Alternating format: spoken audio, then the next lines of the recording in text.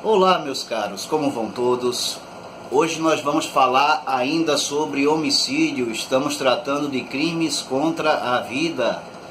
No nosso último encontro, eu falei sobre a topografia do crime de homicídio, ok? Do artigo 121 caput até o parágrafo 7º deste mesmo artigo. Na aula de hoje, nós vamos tratar de alguns aspectos relativos ao homicídio. Primeiro, o bem jurídico tutelado, aquilo que o direito visa proteger. Nós estamos tratando de crimes contra a vida, então, logicamente, que o bem jurídico tutelado, o objeto jurídico é a vida, ok? Observe que o direito penal protege a vida desde a concepção. E isso é muito interessante ter em mente, pois nós vamos tratar mais adiante do crime de aborto. Em relação ao sujeito ativo, é aquele que pratica a conduta típica.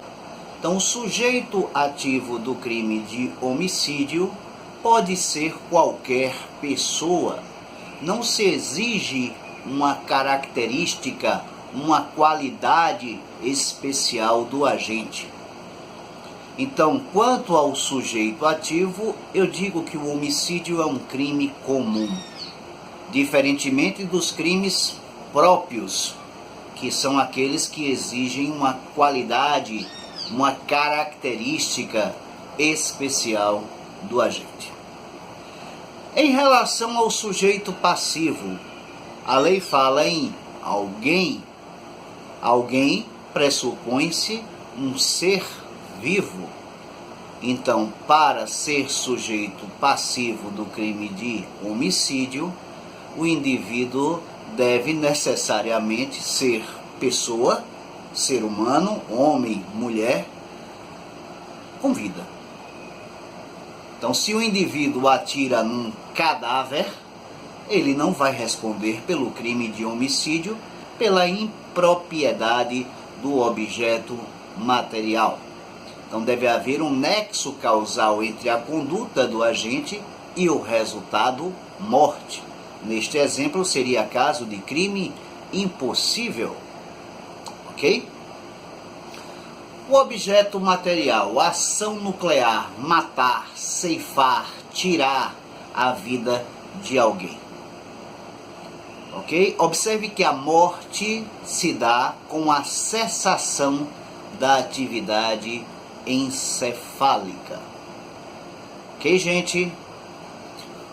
O elemento subjetivo do tipo. O homicídio ele pode ser punido de forma, se o agente pratica o crime de forma dolosa ou culposa. Quais são as espécies de dolo? Nós temos o dolo direto e o dolo indireto. O dolo direto é aquele que o agente ele quer e tem a vontade livre e consciente de praticar a conduta, causando aquele resultado esperado. Já o dolo indireto, ele pode ser alternativo ou ele pode ser eventual. No dolo alternativo, o agente ele quer violar duas ou mais condutas. Exemplo, ele quer causar um dano à integridade física de alguém ou quer causar-lhe a morte. Neste caso, ele se satisfaz tanto com a lesão corporal quanto com o homicídio. No dolo eventual, o agente ele não quer o resultado. Não quer causar a morte especificamente, aqui se tratando do homicídio. Entretanto, a conduta dele é capaz de produzir um resultado previsível e ele aceita que aquele resultado venha a ocorrer. Ok? Então, dolo eventual, o agente ele não quer o resultado, mas pratica a conduta aceitando que aquele resultado previsível possa vir a ocorrer. É diferente da culpa consciente, em que o agente ele também prevê o resultado, mas ele não aceita de forma alguma. Ele confia tanto na sua técnica que ele não aceita de forma alguma que o resultado ocorra. Um exemplo clássico do dolo eventual é um indivíduo que sai com outra pessoa para efetuar, por exemplo, uma caça. Vamos caçar, resolvemos caçar. Sai ele e um colega para caçar. Diga, uma caça boa? Veado. Então os dois resolvem caçar um veado. Vão para a mata caçar veado. Então um resolve o quê? Se afastar do outro, para dar maior possibilidade de pegar a caça. De repente, um observa o animal passando, mira no animal e vê que seu amigo de caça está logo atrás. Ele pode errar o tiro e atingir o seu amigo de caça. Ele pode errar o veado e atingir o amigo. Resultado: ele assume o risco mesmo assim. Ele entende, poxa, ele não é tão amigo meu, eu vou em frente. Aceitando o resultado, morte. Então esse indivíduo ele pode responder, mesmo não querendo matar o amigo, como o resultado era previsível e ele aceitou a produção do resultado, ele pode responder pelo crime na modalidade dolosa, dolo eventual. Ok? A culpa consciente é diferente. Ele não aceita de forma alguma que o resultado ele possa vir a ocorrer.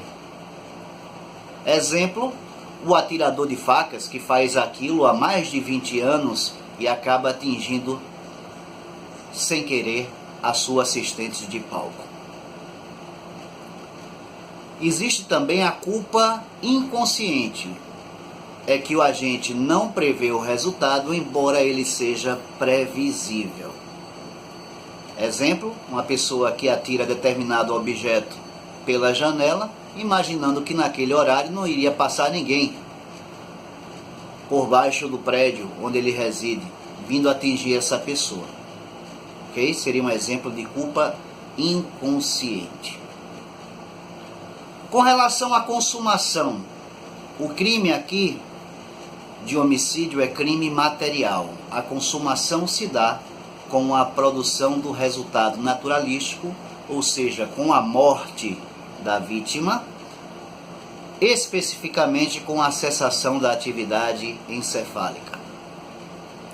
O crime de homicídio admite tentativa, por se tratar de um crime plurissubsistente, ou seja, a execução ela pode ser fracionada em vários atos. E assim como todos os crimes contra a vida, a ação penal aqui é proposta pelo Ministério Público, independentemente de qualquer tipo de autorização. Trata-se de ação penal pública incondicionada. Ok? Seja qualquer modalidade de homicídio. Perfeito, gente? E amanhã daremos continuidade às nossas aulas falando sobre o crime de participação em suicídio. Ok? Comentem, tragam questões, tirem dúvidas, estamos à sua disposição. Grande abraço e fiquem com Deus.